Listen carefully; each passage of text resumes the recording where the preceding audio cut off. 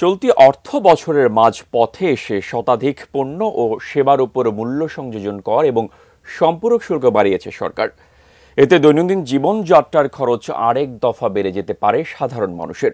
মুঠোফোন সেবার উপর সম্পূরক শুল্ক বৃদ্ধির ফলে কথা বলা ও ইন্টারনেট ব্যবহারের খরচ বাড়বে। আর পোশাকের দামও বাড়তে পারে ভ্যাট বৃদ্ধির কারণে। বাড়তে পারে রেস্তোরাঁয় খাওয়া ও ভ্রমণ খরচ। আমিনুল ইসলামের রিপোর্ট। বৃহস্পতিবার রাতে দুটি অধ্যাদেশ জারি করা হয়।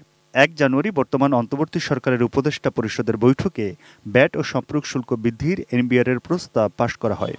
এরপর আইন মন্ত্রণালয়ের মতামত নিয়ে প্রধান উপদেষ্টা ও রাষ্ট্রপতির অনুমোদন সাপেক্ষে তা অধ্যাদেশ আকারে জারি করা হলো।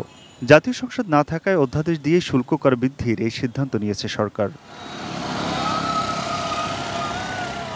সম্পূরক শুল্ক বৃদ্ধির ফলে মুঠোফোনে কথা বলার খরচ আগের চেয়ে বাড়বে।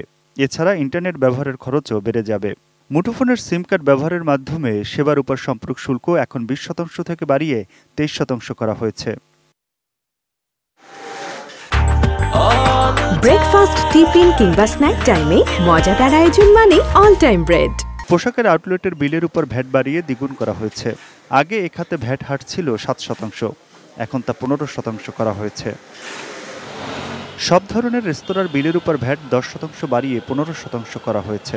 এতদিন এই হার ছিল 5%। এর ফলে 1000 টাকা খাবারের বিলে খরচ বাড়বে 100 টাকা। মিষ্টির দোকানের ভ্যাটও 7.5% থেকে বাড়িয়ে 15% করা হয়েছে।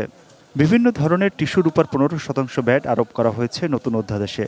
বিস্কুট, জুস, ড্রিঙ্ক, ফলের রস, আচার, টমেটো সস এসব পণ্যভেদে 15% থেকে 30% সম্পূরক শুল্ক এবং 15% ভ্যাট বসানো হয়েছে।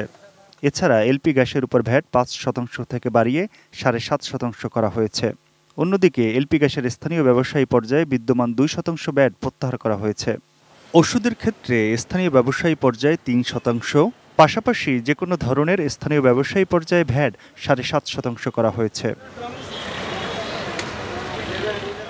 এনবিআরের প্রজ্ঞাপন অনুযায়ী তালিকায় থাকা অর্ধশতাধিক পণ্যের উপর সম্পূরক শুল্ক 10% বাড়ানো হয়েছে। শুল্ক কর বৃদ্ধির তালিকায় আরও আছে আমদানি করা বাদাম, যে কোনো ধরনের তাজা ফল, রং, ডিটারজেন্ট। এছাড়া স্থানীয় উৎস বা দেশের মধ্যে উৎপাদিত তামাকযুক্ত সিগারেট, মদের বিল, প্লাস্টিক ও মেটাল চশমার ফ্রেম, রিডিং গ্লাস, সানগ্লাস, বৈদ্যুতিক ট্রান্সফরমার ও এতে ব্যবহৃত তেল, বৈদ্যুতিক খুঁটি, সিআর কয়েল, জিআই তারেও সম্পূরক শুল্ক বাড়ানো হয়েছে। Aminul Islam, ATN news, Dhaka.